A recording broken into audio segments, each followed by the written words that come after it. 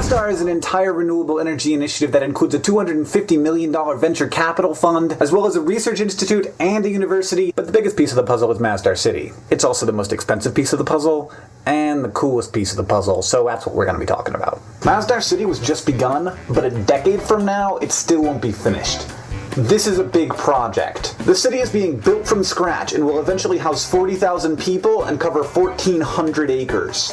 They actually decided to finish the solar plant first so that they could use the power from their solar farm to build the city. A little bit more about what makes this place so green? If you are in Mazdar City, you are at no time more than 200 meters away from a public transportation stop. Even better, if you are in Mazdar City, you are at no time in a car. No cars? No cars. Walking and biking will be the primary way to get around, but there will also be a central maglev train that will go through the city and connect to the city of Abu Dhabi, which is about 10 miles away. Instead of cars, they're having these little transport pods that could pick you up at your house and take you automatically to your nearest transport station or to whatever local thing you want to go to. It will be entirely renewably powered. Abu Dhabi, being on the coast and near the equator and in a desert, has great solar and wind energy resources. There will be a wind farm on the periphery and a large solar farm outside of the city, but there will also be solar panel covered sunshades, not only capturing energy but shading the city so that it needs less energy to stay cool. The city is actually located and oriented to maximize the flow of cool breezes through the city while deflecting the majority of heat during the hottest parts of the day. The buildings are packed densely and situated in such a way that they always shade each other, so that the city itself requires much less energy to stay cool. And the water for the city will come from an entirely solar-powered desalination plant. Since, of course, it is in the middle of a desert, it is important to try and use a little bit less water. The city has been designed to be extremely water efficient and will use 80% less water than a city of comparable size. All trash will either be composted or turned into energy. There will be no waste in the entire city.